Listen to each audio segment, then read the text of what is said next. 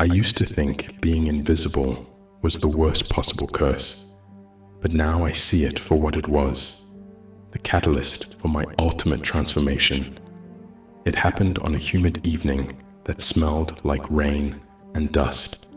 One of those days where the air feels charged, like it's daring you to make a move.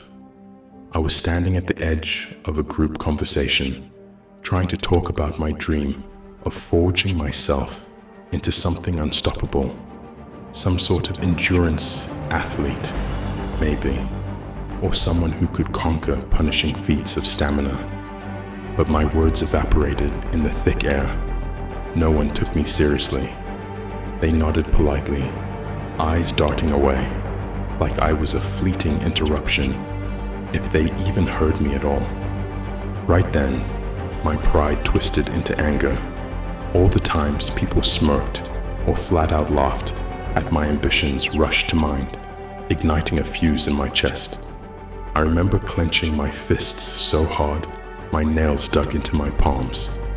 That's when it hit me. There's no point in speaking if they refuse to listen. So I decided, fine, let them think I'm a joke. I'd show them something they couldn't ignore, but I wouldn't waste breath explaining myself. From that moment on, I'd work in absolute silence. The next time they heard about me, it'd be because my actions roared with undeniable power. I stormed out of that room without a word, the humid air slamming my face. My heart pounded like war drums. I promised myself, no more begging for validation, no more pointless chatter. I'll turn this fury into fuel and make them eat their doubt. It felt like a life-altering vow, an oath sealed in my own frustration. I had no idea what kind of pain lay ahead, but I knew one thing. I was done being overlooked. I didn't sleep well after making that vow. My mind wrestled with the weight of my own ambitions. Morning came like a summons, and I crawled out of bed with a heaviness in my limbs that told me to stay put. That old voice, lazy, soft, whispered, "It's okay, you can start tomorrow." But I crushed it underfoot. My anger still simmered from the night before. I threw on the only pair of running shoes I owned and marched outside. The sky was barely lit, the streets empty and drenched in the faint glow of streetlights. This was it, the first step in a private war. I started running, even though my lungs burned and my legs protested. My body screamed to quit, but I pushed harder. A voice in my head spat, "Keep going, or die trying." Dramatic? Maybe. But that's how I felt. Like the only escape from mediocrity was to sweat and bleed until my body yielded to my will. I didn't post about it. I didn't even mention it to anyone. What was the point? They'd either discourage me or pat me on the back insincerely. I wanted none of that. I was furious enough to run until my vision blurred. By the time I stumbled back to my front door, drenched and trembling, an odd sense of satisfaction coiled in my gut. I had survived my first silent battle. No one had witnessed it. No one even knew. But I felt like I'd conquered a piece of myself that had always begged for comfort. That first run was awful. My lungs felt like they'd been scorched. My calves threatened to cramp with every step. But when dusk rolled around the next day, I did it again and again. Each time, my rage fueled me. I'd remember every smirk, every dismissive shrug, and let it stoke the fire in my chest. You don't believe me? Perfect. I'll become the monster you never saw coming. It didn't take long for my routine to shift from evening jogs to pre-dawn combat with the pavement. I set my alarm earlier and earlier, relishing the idea of being out there while the rest of the world slept. There was something aggressive in that act. I'm doing this on my terms, when no one's around to judge me or clap for me. The streets were mine to conquer, even if they were empty. I imagined those who doubted me, tucked in bed, blissfully unaware that I was out here forging myself in the dark. But with each run, the loneliness closed in.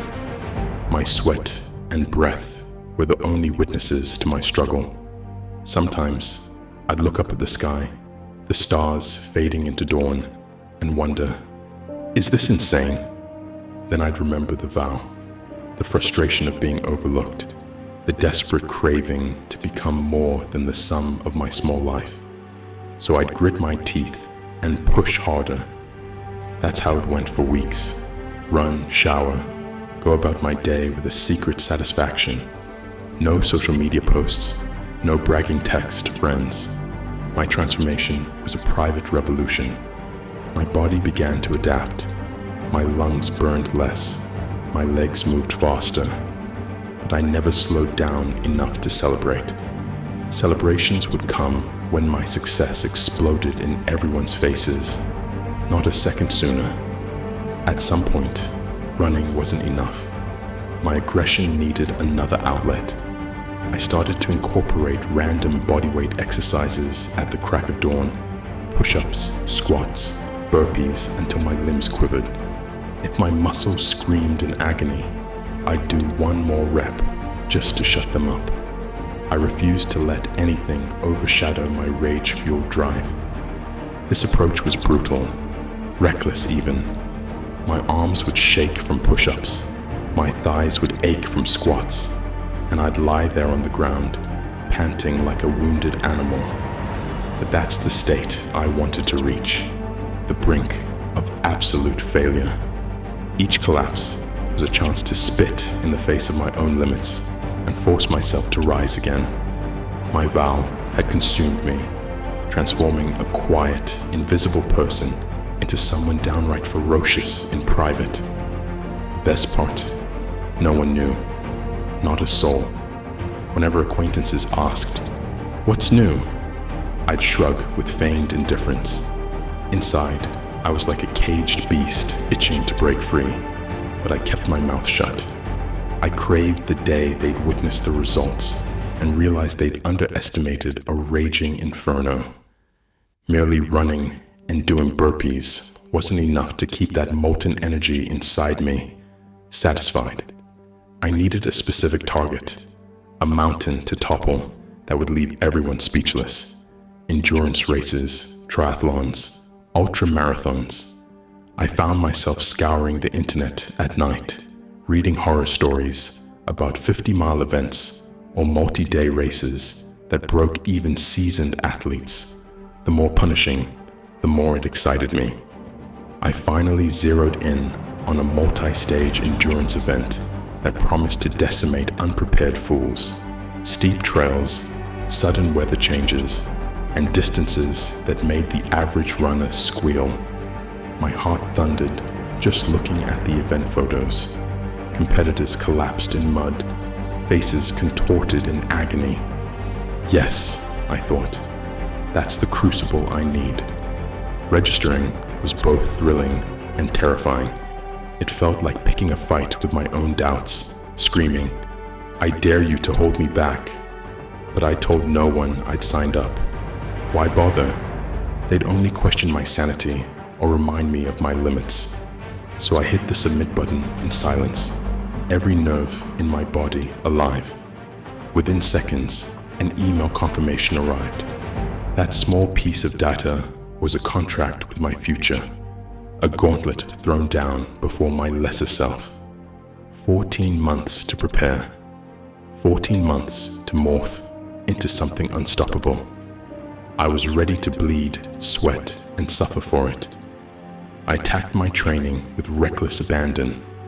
Longer runs, heavier bodyweight circuits, random hikes with a weighted backpack. If I wasn't half dead by the end of a session, I considered it a failure. My aggression soared on adrenaline, and for a while, I felt invincible. But the body has a way of reminding you it's not an indestructible machine. About 4 months in, I noticed my right knee starting to tweak. Nothing major, just a dull ache that flared whenever I went downhill. I ignored it, doubling my workouts as if to mock the pain.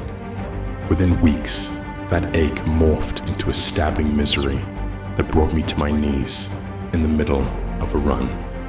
One moment, I was charging up a hill, head full of fury. The next, I was sprawled on the ground, gasping like I'd been shot. All the rage in the world couldn't mask that kind of agony. My knee had swollen like a balloon, and each step felt like stepping on knives. I limped home, cursing under my breath, tears pricking my eyes. I'd been so hungry to prove myself that I nearly destroyed my ability to continue altogether. That night, I lay on my couch, ice pack strapped to my knee, mind racing. Was this it? Was my dream dead before it even began? Despair clung to me like a parasite, but the ember of my vow still glowed. The next day, I researched injury management like a mad person. Compression, rest, anti-inflammatories, targeted strength exercises. I cut back on runs, swapped them for swimming and upper body work. Every time frustration threatened to crush me, I'd think of the doubters and remember why I started.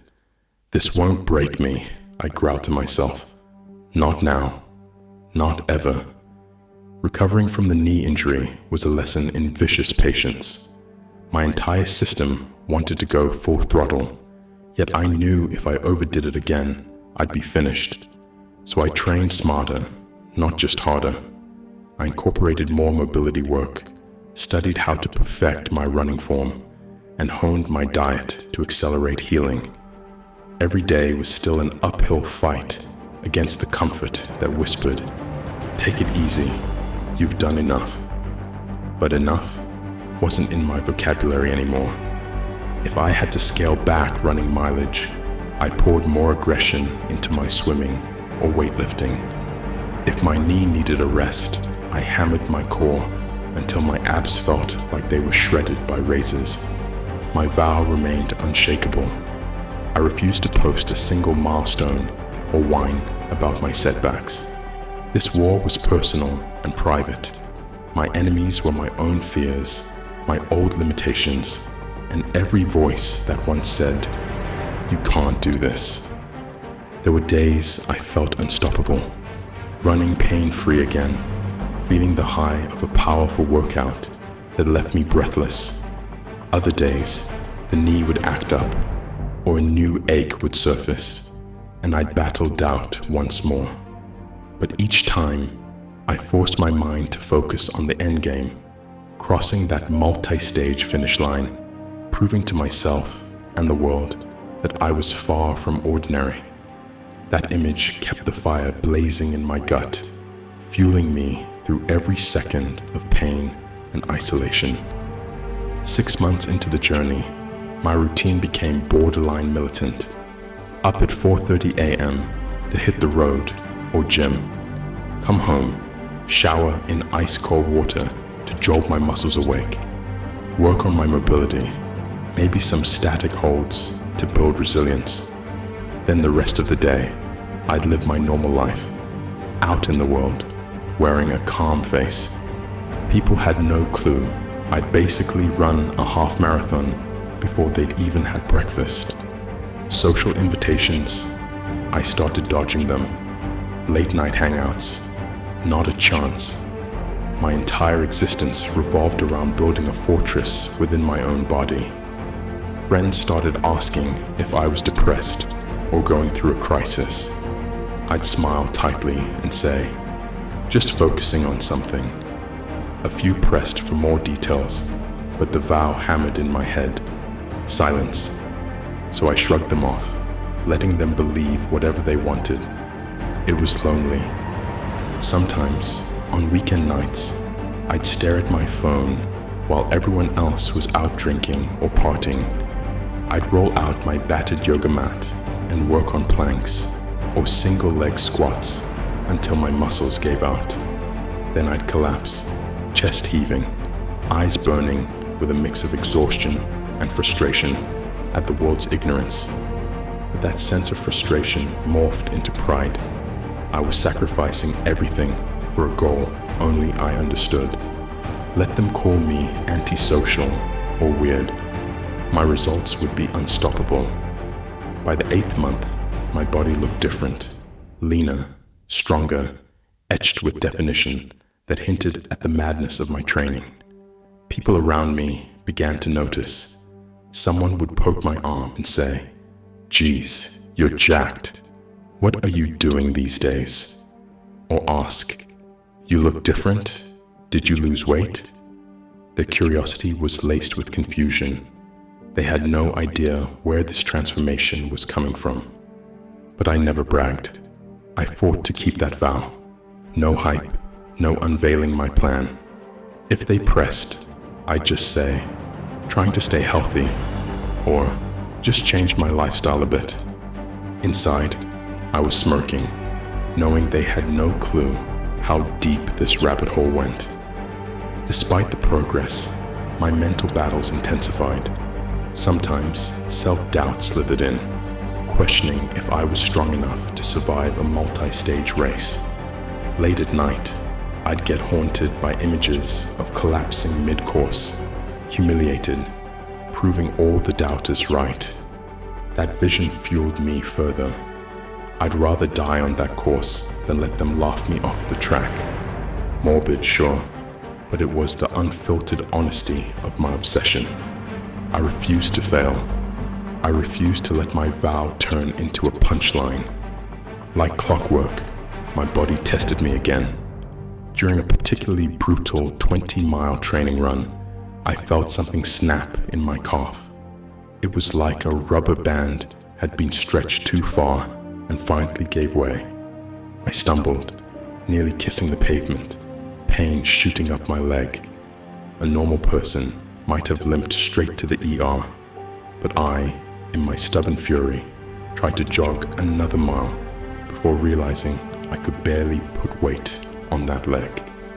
The next few hours were a hellscape of ice baths, compression sleeves, and cursing my own fragility. I raged at my calf for betraying me. I raged at the entire situation. I was just weeks away from the race, and my body was acting like it wanted to bail. But if there's one thing I'd learned, it was how to keep going when everything in me wanted to quit. I consulted stealthily with a sports therapist, using half-truths about why I needed such intense recovery help. The therapist warned me to rest. I spat back, "I'll rest when I'm dead," albeit mostly in my head. I didn't want to blow my cover, but I grudgingly dialed down the running, switched to swimming and upper body work again, letting the calf heal. It was infuriating, but I was determined to show up at that starting line in one piece. I might show up battered, bruised, but I'd show up ready to go to war. 2 months left. My training had reached its peak, and tapering was on the horizon. Every fiber of my being was coiled like a spring, ready to unleash hell on that endurance course. I refined my diet even further, cutting out anything that didn't serve my performance. If a plate of fries tempted me, I'd glare at it like it was an insult to my mission. Family and friends thought I was borderline unhinged. They just didn't understand. I'd poured too much sweat and fury into this to sabotage it with a simple indulgence. Nights were restless, my mind conjuring vivid scenarios of what could go wrong. Yet every morning, I still rose like a machine, hammered through another day of workouts, visualized crossing the finish line, and told my body, "This is what we trained for. Now shut up and do it." That vow, "Work in silence, let success be your noise," played in my head like a battle cry. Even though the final challenge was near, I kept my mouth sealed. If I failed, no one would know. If I succeeded, they'd hear that victory roar from the stratosphere. When race day loomed, I took a solitary drive to the remote location where the multi-stage madness would begin. The landscape was rugged, treacherous hills, winding trails, unpredictable weather. Perfect. My heart pummeled my ribcage as I pulled into the event site at dawn, stepping out of my car into crisp air that smelled of pine and challenge.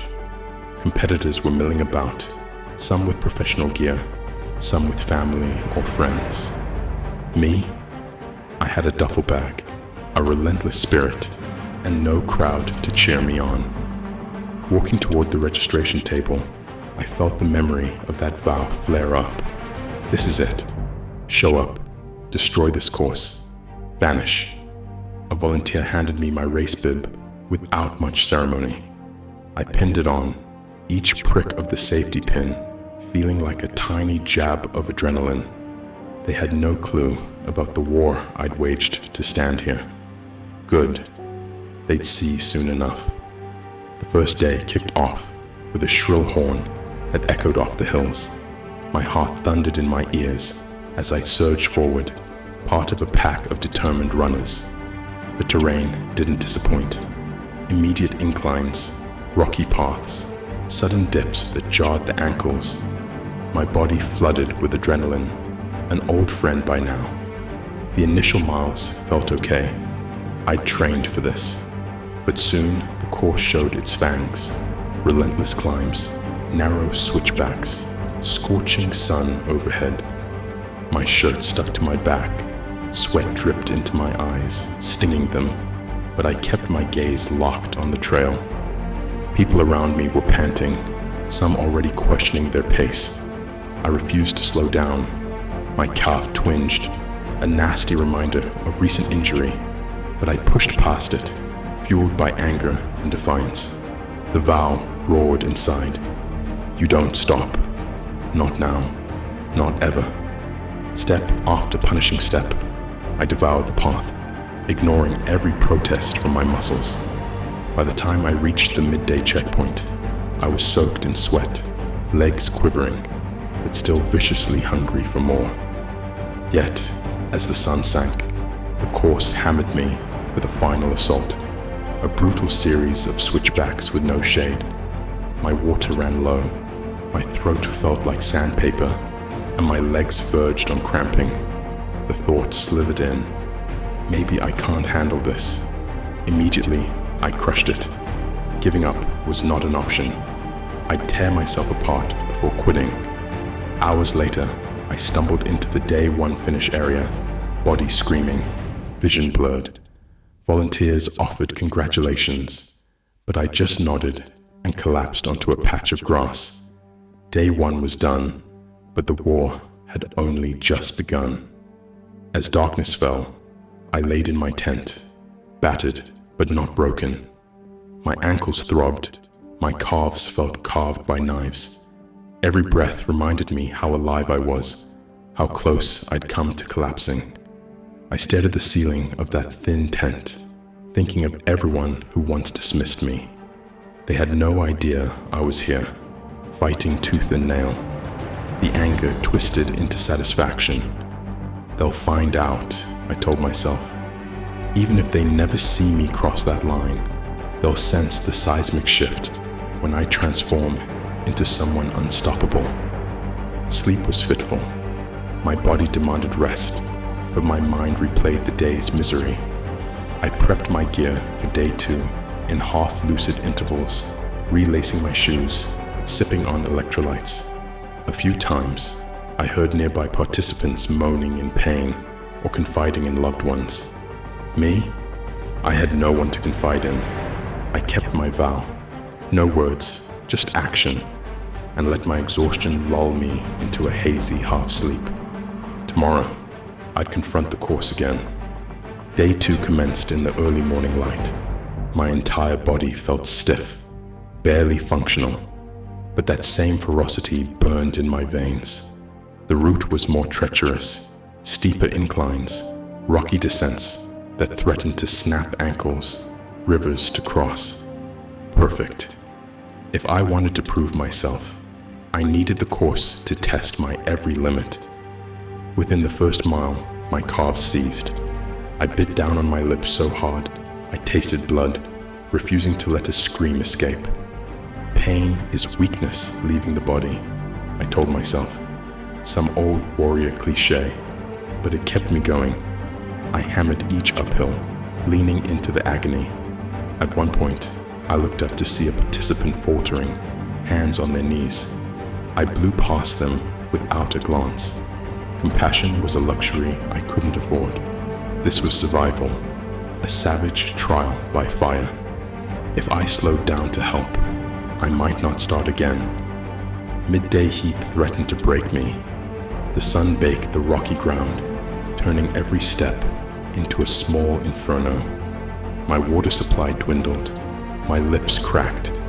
I doused my head at a checkpoint, swallowing air in ragged gasps.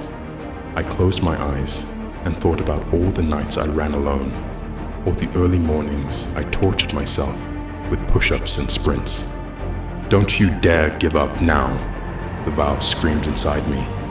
That fury propelled my legs, one step, then another, ignoring the cramps and the raw ache in my feet. By the time I stumbled into the finish area for day 2, I was delirious. My vision swam, and a volunteer had to guide me to a seat. My body felt like an overcooked nerve, but I still managed a grim smile. I'd survived another onslaught. Others sat hunched over, describing their misery to friends or partners. I just clamped my mouth shut, gulped water, and nursed my wounds in silence. That night, I nearly broke. My ankles were swollen, my knee threatened to relapse, and I had a headache that pounded like a drum. I found myself curled inside my tent, actually shaking. My mind whispered, "You've proven enough. You don't have to go out there tomorrow. You're wrecked." For a fleeting moment, I believed it.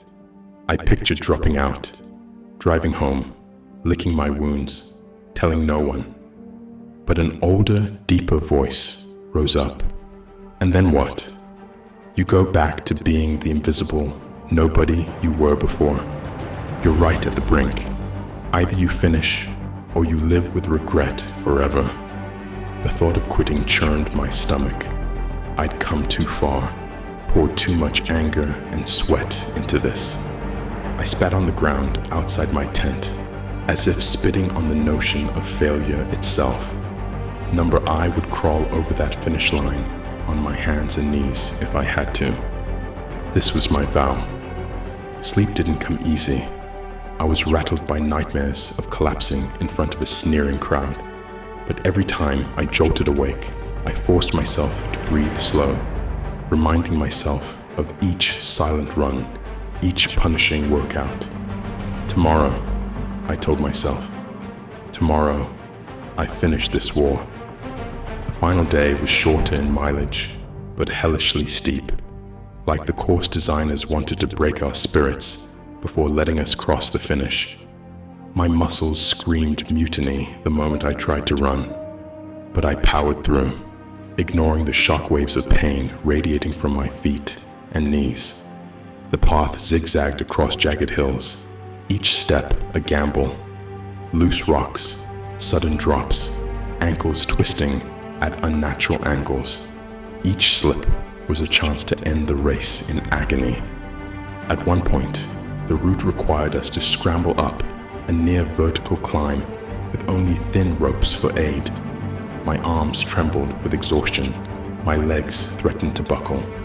But the vow inside me roared, "You will not stop here."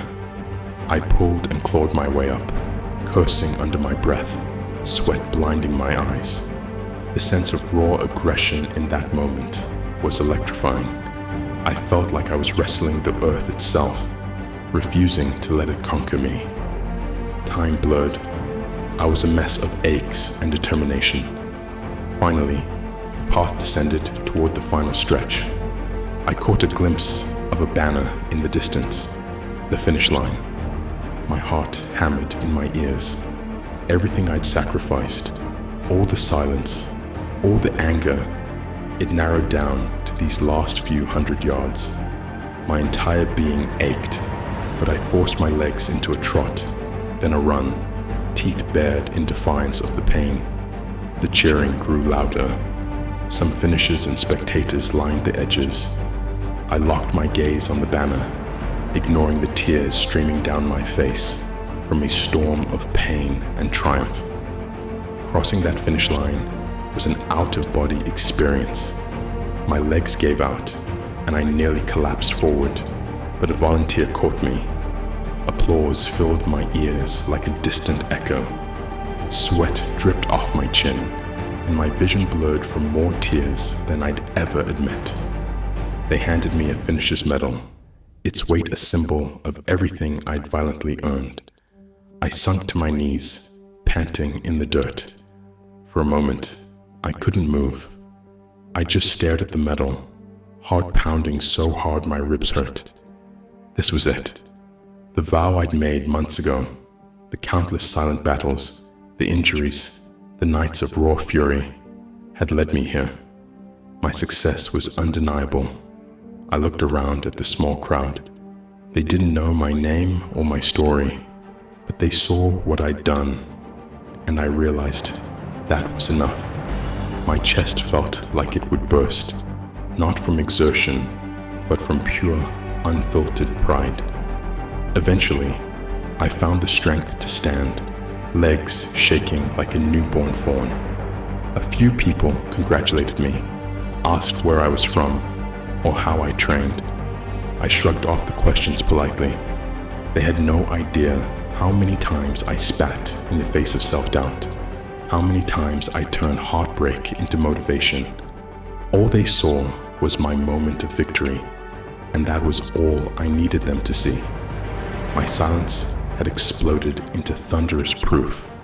No long explanations, no big reveals, just a living testament to work in silence, let success be your noise. When I got home, my body was too wrecked for any kind of celebration. I limped around my place, carefully tending to blisters, bruises, and swollen joints. But inside, I felt bulletproof. Because guess what? Nobody could take this achievement away from me. They could doubt me, question me, ignore me, but I knew what I'd done, and that knowledge was a tidal wave of self-worth. Word of my accomplishment did slip out, though not because I shouted it from the rooftops. Someone recognized my photo in a group shot from the race. Suddenly, texts and calls poured in. Did you really do that race? Since when are you into extreme endurance? Why didn't you tell anyone? I responded with vague positivity. Yeah, I finished. It was tough, but it's done. Some pressed for details, but I kept it sparse. Inside, I savored the irony. They'd once ignored my ambitions, and now they were tripping over themselves to learn my methods. My mother, suspicious of my battered physique, demanded explanations. I admitted I'd competed in a brutal multi-stage race. Her eyes widened, teetering between fear and pride. Why didn't you say anything? She asked. I just smiled, a trace of hardness in my eyes, and repeated, I needed to do this on my own terms. She hugged me, half in awe, half upset at my secrecy. But I knew that telling anyone earlier might have dampened my rage and my fierce independence. Silence was my shield and my sword. Over time, I returned to a semblance of normal life, but forever changed. The vow had become my guiding principle. If I had a new goal, I worked at it with the same savage intensity, refusing to broadcast my plans. Friends joked that I'd become mysterious or distant, but I didn't care. I tasted the power of silent effort, how it strips away the superficial nonsense and makes every success ring like a cannon shot. There's a unique, aggressive fulfillment in conquering your goals without fanfare. You walk around with a confidence that doesn't need applause, or external applause. It's purely your own. People ask me sometimes, why so quiet about your achievements? And I want to laugh. They don't get that silence was the kiln that forged my resolve. Every moment I kept to myself strengthened the bond between my dream and my fury to achieve it. Looking back, I see how my early anger, the desperation to be seen, the frustration of being dismissed, ignited a fire that fueled everything I did. Some might say it was unhealthy, that living in a state of constant aggression can break a person, but I found a way to harness it, to channel that anger into unstoppable drive. The real magic was that vow. No talking, no sharing, just relentless action. It forced me to rely on my own grit when the going got brutal. And trust me, it did. That final moment, collapsing over the finish line, medal around my neck, is burned into my memory. Not because of the applause or the curiosity of strangers, but because I had proven beyond any doubt that I could outlast the pain, outwork the limits, and spit in the face of every naysayer. Silence was never a sign of cowardice. It was the shield I carried against cynics, and the sword I wielded against my own weakness. This is why I call silence my superpower. It carves out a private battleground where you either conquer yourself or fall apart without an audience. If you triumph, that success is pure, untainted by external validation, and the noise it makes is deafening. The world hears it loud and clear, but it's too late to doubt you then. So if someone out there is drowning in the laughter of others or the weight of being underestimated, let me tell you straight, shut them all out. Turn your anger, your frustration, your sense of invisibility into the furnace that burns day and night. Don't post about it. Don't ask for approval. Let your results detonate in their faces like a bomb they never saw coming. Because real success doesn't need a microphone.